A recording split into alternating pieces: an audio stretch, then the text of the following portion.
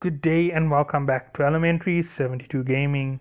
Now, for this video, I am talking about the most powerful battleship with drones, right? When I say the most powerful battleship with drones, I'm talking about the Dominix.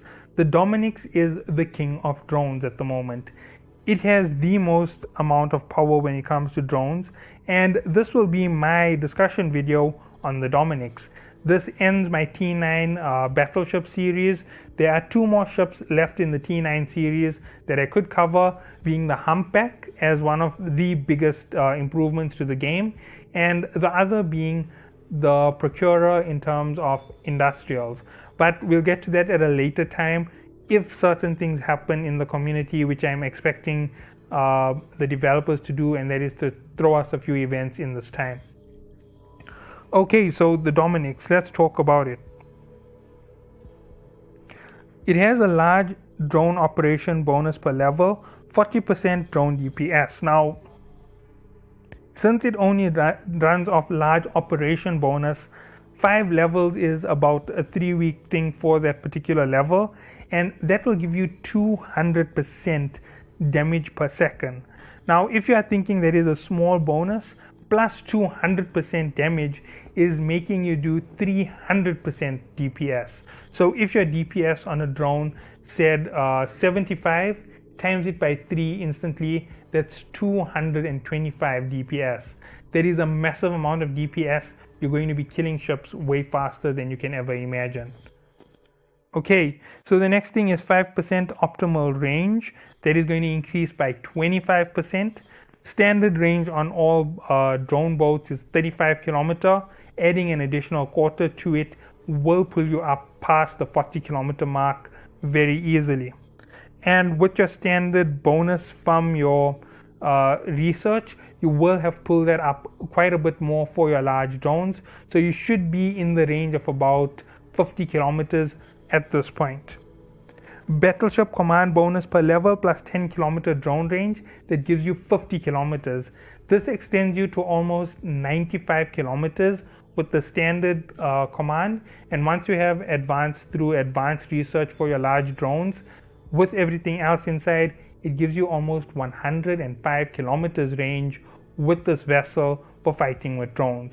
That makes it an unbelievably dangerous fighter. It can fight long-range battles with drones and should be able to clear things all the way from missions to dead spaces solo. Now, I do say that it could do it.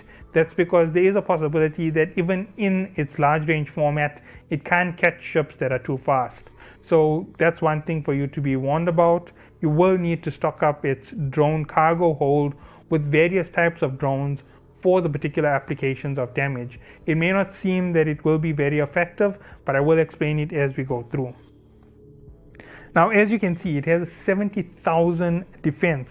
Now, 70,000 to its defense, since this is a Galante ship, I'm just going to show you, will be majority in armor. Now, as you can see, it does have majority. It is only 3,200 difference. Now, considering the size of the armor pieces and the shield piece on the ship, that isn't such a big difference. It becomes a very small difference between the two sections. So when you apply this in, it makes a massive difference to your overall defense.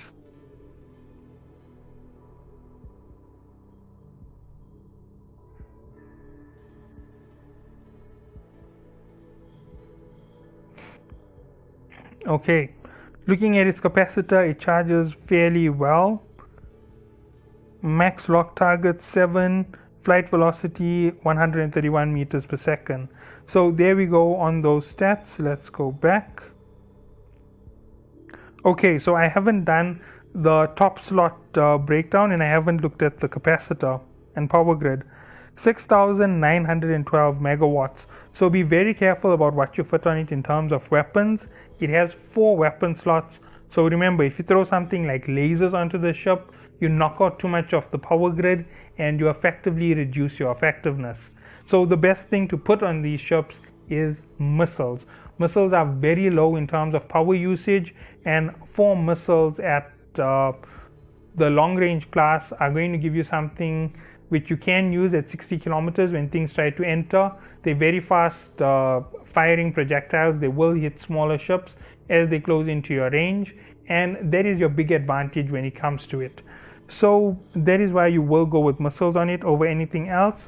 You also won't lose more than 2,800 power grid on the ship with large missiles, as opposed to running something like railguns, or let's see, what is the other option, lasers or cannons. All of them are very heavy in power grid, and they will knock the ship's abilities down very, very quickly, although they are giving you a lot larger range. Okay, so you do have 3 mid slots, 6 low slots, and a 3x3 in rigs. You have 5 drone slots. So let's get to the drones, and then we'll go to the weapons. Now you might be wondering, why am I starting with drones?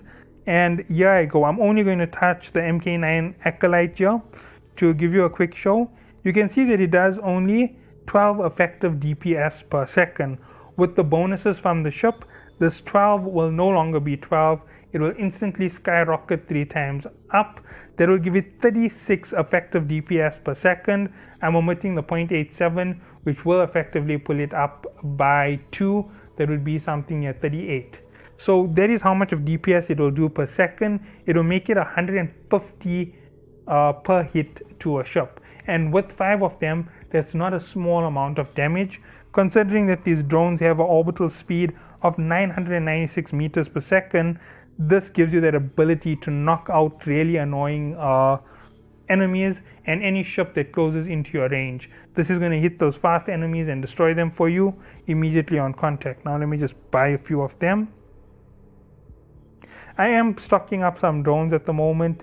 There's a reason for it. I've been struggling with some missions, so I'm just purchasing 1 or 2 of them.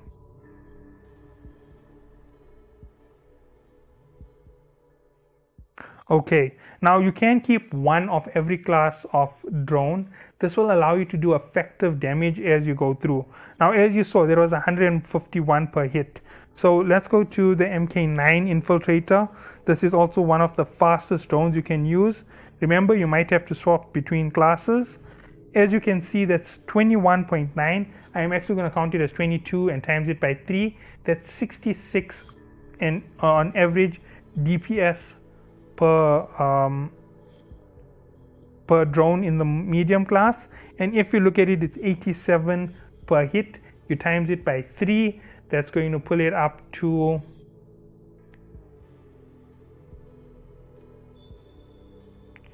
$240 plus 2. About 260 overall DPS. This is going to be a large chunk of damage that's going to come out right off on every hit, and that's times 5, so about 1,250 per hit, and that is just with the Mk9 Infiltrator. So that is a good speed for you to have. It goes up to 630 meters per second, meaning that it will be effective against ships like, let's give an example, cruisers, battle cruisers and battleships. Against frigates and destroyers, it might fall off quite a bit unless they are orbiting you. Okay, so let's move down to the main class of weapon for it, and that will be your standard drones. You're not going to use sentries so much with the ship, and there's 2 reasons behind it. Sentries are only useful within your target range, and they have tracking speed and fall off and all of those little in-between features. They could be useful for you in terms of combat if you're keeping a good range, but if you drift out of range, you're going to be in big trouble. You're going to have to warp away from that point in order to get the drone back. So there is the big warning on running around with sentries. So as you look at it, this is a 27 DPS ship. If you times it, okay, wait, with 0.46, yeah, it will still be 27.4. Times it by 3. That is going to pull you up quite a big amount. Let me just work it out in my head. There will be about 81 DPS per hit. That's quite a big hit as well. Very similar to the other 2 classes of ships. It's just slightly more improved. It will be about a 330 per hit for a single hit, and timesing it by a total of 5 will pull you past the 15,000. Oh, 16,050 per 1,650 per hit. Sorry, I did make a mistake. 1,650 per hit with all 5 drones active. So that is going to give you quite a big amount of DPS. It will be very effective against large targets. As you can see, it has an orbital speed of 384 meters per second. So that is where you want your drones to be. They are the main type of DPS for the ship. Now, drones fire a lot faster than other weapons, and with your research added in, these figures of DPS will increase drastically. They won't be sitting at the same range thanks to the bonuses of the ship, and depending on what type of rigs you fit up to the ship, it will make a difference to everything that you have. Now, you can extend the range at which you can fire with your rigs in your low class, but I'm not going to go there just yet. So let's look at the high slots. Now, as I said, I'm only going to go with missile launchers, and there's one reason for that. Missile launchers don't really have too much of a negative when it comes to their effective application, and they aren't too heavy on power grid. So let's go down. I'm not going to use rapids. I'm just going to use the standard long range large. Now, looking at its power grid requirement, 590 times it by 4, that you can just say 600, it's 240, right? 240 megawatts knocked off from 6,900 will leave you with 4,500. 4,500 effective power grid to do whatever else you need on the ship. If you were thinking about the bonus from command bonus, not really so big of an application here. You need more research towards your weapons on the ship because it has 2 weapon systems. So I am not adding that 25% for the first part of the game. So you have to count on keeping yourself balanced in this format. Once you pass 5-4 in your engineering, you can go crazy with your fittings. You might even be able to push on some lasers to the ship and still stay stable. Okay, so let's move on to the next set of important fittings, and that is going to be your mid slot. So what would be effective for this mid slot? You are outside of the 100-kilometer range, so target painters fall off in effective range with your best abilities on the ship.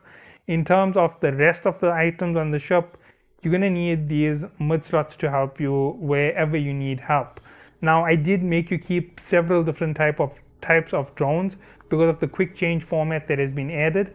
It also does mean that you can use that over a Weber fire to effectively apply damage. Okay, so for the ship in the mid slot, you're going to run a shield repair in the first slot, an armor repair in the second slot, and that's group armor repair, group shield repair, and a group capacitor transmitter. Now, why would you run those particular 3? Well, they do give you that advantage of blowing up your ability to tank, and you do have smaller drones for more annoying enemies, so you always have that ability to swap out your weapons to do more effective DPS, and that is always going to be your advantage. If anything tries to get onto you too close, you still have 151 applied 5 times. That's over 750 DPS. 5 or 6 volleys from your drones will destroy most frigates. Most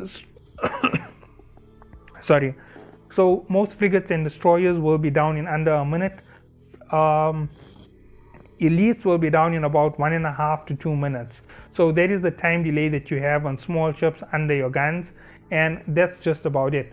Plus, you can start firing from a very large range, so by the time they get under your guns, they only have a minute or 2. Those group reps and those group healers will help you all the time, while using things like target painters, Weber fires will only help you when things get under your guns. The other ones will help you throughout the entire fights. You can use them in difficult battles or easy battles. You always have your edge. Alright, so let's move on to the next thing, and that is going to be your low slot. You'll see that I am not building this for close range combat. That's because close range combat Dominix is purely a PvP aspect. So that is where it's going to shine. That's going to be its best ability. In terms of PvE, using it at long range is way better, way more efficient, and it doesn't really have an application for short range combat. Now you do have the applied DPS from the missiles to help you for close range enemies. I'm just going to show you. It has a flight velocity of 4,700 meters per second. This means that it will hit anything that comes too close. And it's almost 1,000 a strike from these missiles. So with that 1,000 being applied, it's a huge amount of damage every time it hits. I just want to check one thing here.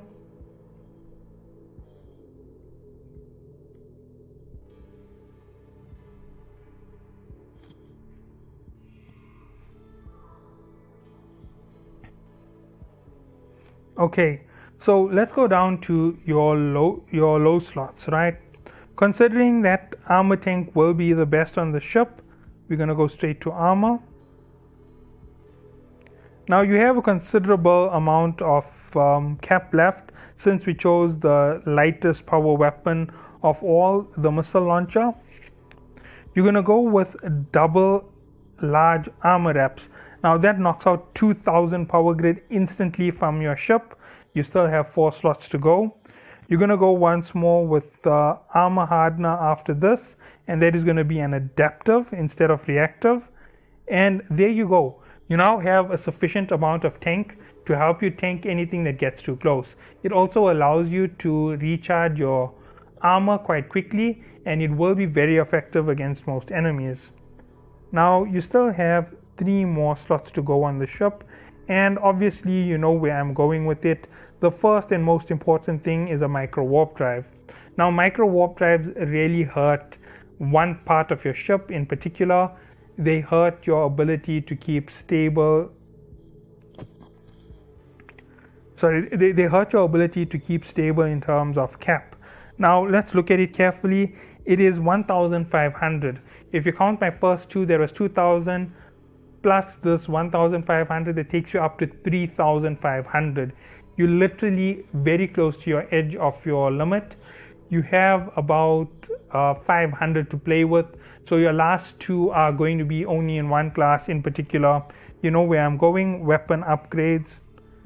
Now, considering that these are for drone ships, there are several drone indicators that you can use to improve yourself.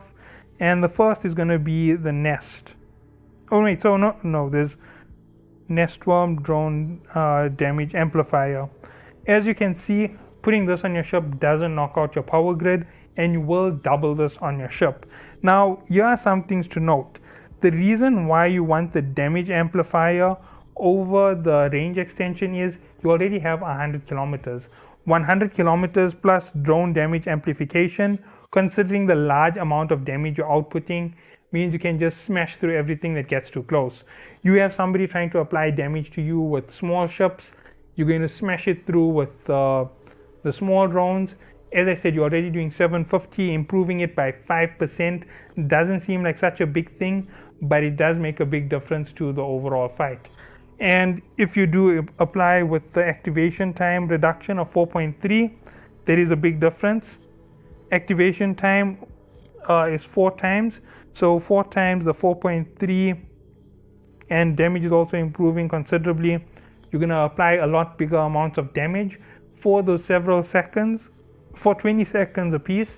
And if you have everything activated at once for one single burst, this is going to be a very fast DPS. You're going to explode small ships really quickly with double amplification being done in one slot. That is the build for the Dominix. Now in terms of your rigs, there are 2 options for your rigs, and they aren't really all that difficult to understand. Number 1, drone speed, right? Double drone speed, 1 drone range. This ensures that you have the 105. Remember, you're falling off at 95 by default with research from your ship, and if you do improve it with this particular piece of equipment, even if you don't have all the other aspects of research, you instantly fall to your 105. And with the research that comes from your ship, you will surpass the 120 meter mark with the ship. So that is all the advantages that you can have. The micro warp drive allows you to get a nice amount of range on ships that try to close in on you very quickly. So you can deploy your small drones very effectively and finish off small targets before they get close to you. Those are all of the things you need to know. So you always start off with your small drones to finish off small ships. Then you swap up to the medium drones to finish off the medium class ships. And then you go to your large drones to finish off your big ships. And that will keep you very stable and will make your fights very fast. Unlike using any other weapon system, this will be very effective in combat. The small drones don't have much of a fall off against small ships, so you will do significant amount of damages to most of those ships as they chase in. You will be able to take them out when they get to you very quickly, and these are the advantages that you want for your combat. Okay, so the next thing to talk about is your engineering rigs. Engineering is quite simple. There's only one way that it goes. One auxiliary thruster, 2 semiconductor controls. That is to keep your regen for your armor stable. Your armor regen is things that you have researched from a long time ago, especially if you are a drone boat. That means you've gone through medium, at least with drone boats, and you are now going to it in large. So you have those bonuses from the lower levels. That's how come I'm not counting them as heavy research on that path. So you will be keeping to your armor doctrine to keep yourself effective. If you are running a shield effective build, your effective capacitor is a little bit larger, and you can swap up some of the build for other components to improve your ship stability.